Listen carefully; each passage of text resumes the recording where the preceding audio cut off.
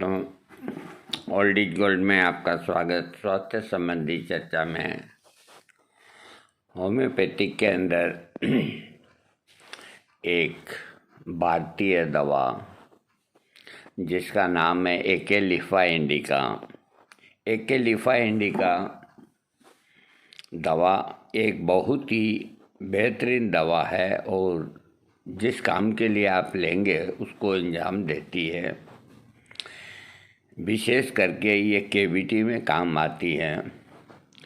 एकेलिफा indica औषधि का उपयोग फेफड़ों के रोगों को ठीक करने के लिए लाभकारी होता है। इसका जो खास कार्य क्षेत्र है वो आदमी के लंग्स होते हैं।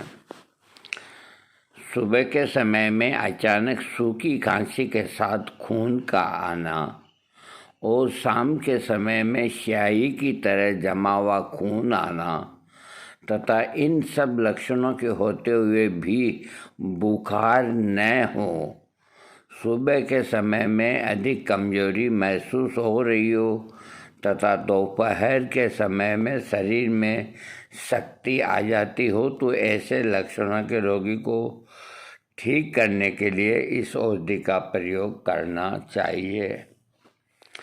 पोषण नली और श्वास संस्थान पर एकेलिफा इंडिका अधिक लाभदायक देखने को मिलती है। एकेलिफा इंडिका औषधि निम्नलिखित लक्षणों को भी ठीक करने में उपयोगी हैं, जिनमें से श्वास संस्थान से संबंधित लक्षण, तेज सूखी खांसी होने के बाद खूनी बलगम निकलना और शाम के समय में काले रंग का थक्केदार खून निकलना, रात के समय में खांसी और तेज हो जाना तथा छाती में तेज दर्द महसूस होना, इन लक्षणों से पीड़ित रोगी को एकेलिफा इंडिका देना चाहिए। पेट के लक्षणों में रोगी के आंतों तथा आमाशय में जलन हो रही हो, रोगी को दस्त आ गया हो तथा मल त्याग करते समय फड़फड़ाहट की आवाज़ के साथ वायु निकल रही हो, पेट में मरोड़ के साथ दर्द हो रहा हो, मल के साथ रक्त निकल रहा हो, जैसे लक्षण शाम के समय में अधिक दिखाई दे रहे हों, इस प्रकार के लक्षणों से पीड़ित रोगी को एकेलिफा इंडिका देना चाहिए। चर्म रोगों में शरीर का रंग पीला हो गया हो, जैसे पीलिया रोग हो गया हो, त्वचा में सूजन आ गई हो, त्वचा पर खुजली मच रही हो, इस प्रकार के लक्षण को ठीक करने के लिए एकेलिफा का प्रयोग करना चाहिए।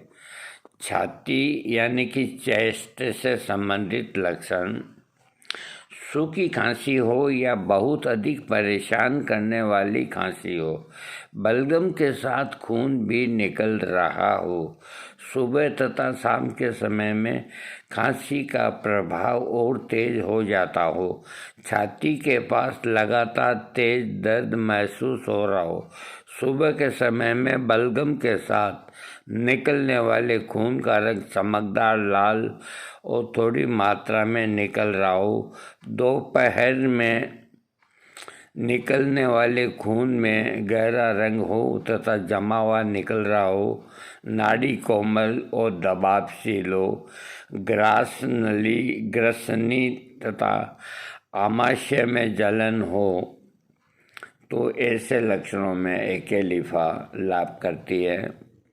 इसमें रोग की वृद्धि सुबह के समय होती है।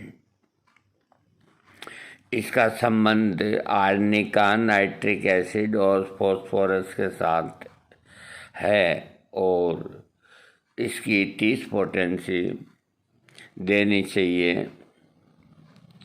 देखिए, हमारे बाजू के अंदर एक सेठ जिनकी आयु 70 की रही होगी उस वक्त, तो उनको केविटी हो गया था। तो उनके सुबह के वक्त जो मुंह से खून आता था तो छोटी कटोरी होती है वो भर जाती थी, इतना खून आता था। दोपहर में भी आता, रात को भी आता, खांसी बंद नहीं होती। और इसके अलावा बुखार नहीं, कमजोरी। डॉक्टरों ने कहा भाई टीबी तो है नहीं, ये कैविटी है। कई तरह के ये बात काफ़ी पुरानी हो गई। मैं समझता हूँ कि करीब 30 साल हो गए होंगे। हो सकता है कि उस वक़्त एलोपैथिक में इतना इलाज न हो, तो उनका जो मुंह से निकलने वाला खून उसको देख ले तो आदमी को चक्कर आने लग जाए, इस कदर निकलता था। तो मेरे को बुलाया, कहा कि उनके बच्चे ने कि पापा को ये तकलीफ़ है, हम सब इलाज करा चुके हैं। तो मैंने कहा कि मैं दवाई लिखूंगा शाम को। मैंने स्टडी की तो दवा एकेलिफा इंडिका आई। एकेलिफा इंडिका, मुझे ये खुद को पता नहीं था कि ये दवा इतनी ज़बरदस्त है। मैं समझा कि भाई अब क्या करें, जब दवा यही आ रही है तो इसका ही प्रयोग करें। लाभ अगर हो गया तो बहुत अच्छी बात, नहीं हुआ तो भाई क्या करें, रोग ऐसा ही है। तो उनके बच्चों को समझा के मैंने कहा इसकी 5 खुराक 30 पोटेंसी में दो।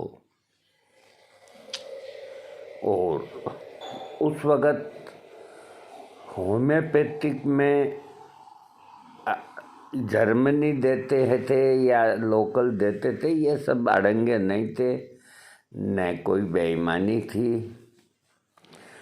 वो जैसी भी दुकानदार ने दे दी, उन्होंने देना शुरू किया। तीसरे दिन जाकर के उनको खून की मात्रा रुपए में 10% रह गई। तो पेशेंट ने कहा 2 मिनट का रास्ता था, मैं गया, कहा मुझे बहुत आराम है, ताकत भी है। तो मैंने एक खुराक कार्बो वेजिटेबलिस 10,000 की थी और मैंने कहा इस दवा को कंटिन्यू कर दो। 15 दिन के अंदर रोगी का खून आना बिल्कुल बंद हो गया। ये मैंने पहली दफ़ा इस तरह के घातक रोग के अंदर, जिसके अंदर ये खून, जिसको आदमी देख करके गस खा जाए कि अरे इस आदमी को इतना रक्त निकल रहा है, ये कैसे बचेगा, एक ख्यालात चिकित्सक के मन में पैदा होते हैं। लेकिन देखो ये दवा ने कितना कमाल किया। एकेलिफा इंडिका बहुत अच्छी दवा है और विशेष करके फेफड़ों से जो खून ताज़ा निकलता है उसको तो ये यूँ रोकती है, क्या बताएं आपको।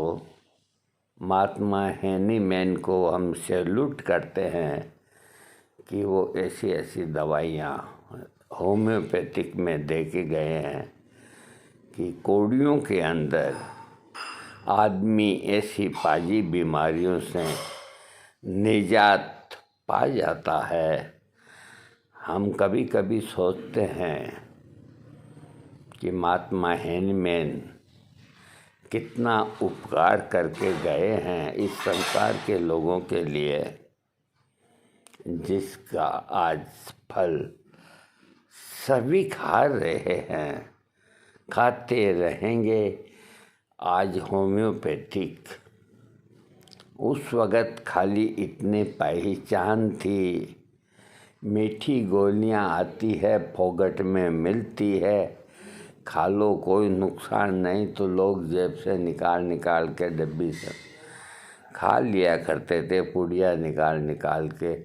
किसी ने इसके महत्व को जाना नहीं, समझा नहीं, न रोगी ने न चिकित्सक ने। वो एक ऐसा वक्त था और आज वक्त अलग है। आज हर आदमी जानता है कि एलोपैथिक दवाओं के कितने दुष्प्रभाव अपने शरीर के अंदर होते हैं। एक रोग को ठीक करने के लिए 4 रोग उत्पन्न होते हैं। तो धीरे धीरे होम्योपैथी का विस्तार होता गया, लोगों का रुझान बढ़ता गया और आज हम गर्व के साथ कह सकते हैं कि होम्योपैथिक ने अपना वो स्थान बना लिया जो कोई भी सूरत में आयुर्वेद से कमज़ोर नहीं पड़ता, एलोपैथिक से कमज़ोर नहीं पड़ता। लेकिन कुछ चीज़ें जो ऐसी है वो न एलोपैथिक में आती है, न आयुर्वेदिक में आती है, न होम्योपैथिक में आती है। वो है सर्जरी। तो उसके अंदर तो एलोपैथिक का ही सहारा लेना पड़ेगा। कुछ रोग भी ऐसे हो गए जो पहले नहीं हुआ करते थे, कैंसर, ट्यूमर वगैरह, तो उनके अंदर तो सर्जरी की आवश्यकता या कीमोथेरेपी की या जो भी है, तो ये व्यवस्था एलोपैथिक में ही है। और हम बड़ी सराहना करते हैं कि इन पाजी बीमारियों से चाहे पैसा कितना भी खर्च होता है, रोगी का कितना भी दुख पाता है, जब कीमो लगता है सिर के बाल उड़ जाते हैं और है वगैरह वगैरह जो भी है, आखिर रोगी को बचा लेते हैं। अरे जीवन जो बचा लेती है वो चिकित्सा सबसे श्रेष्ठ होती है। ना काहू से दोस्ती ना काहू से बैर, कबीरा खड़ा बाजार में मांगी सबकी खैर। ना काहू से दोस्ती ना काहू से बैर। तो अपने अहम को आदमी को हमेशा दबाए रखना चाहिए, अपने अहम को आदमी को बाहर नहीं आने देना चाहिए। ये कभी नहीं सोचना चाहिए कि मैं होम्योपैथिक के अलावा दूसरी चिकित्सा का सहारा नहीं लूँगा। इसको एक प्रश्न चिन्ह मत बनाइए। अरे वक्त के अंदर जो दवा मिल जाए उसको अपना लीजिए और अपने आप को सुरक्षित बना लीजिए। थैंक्स।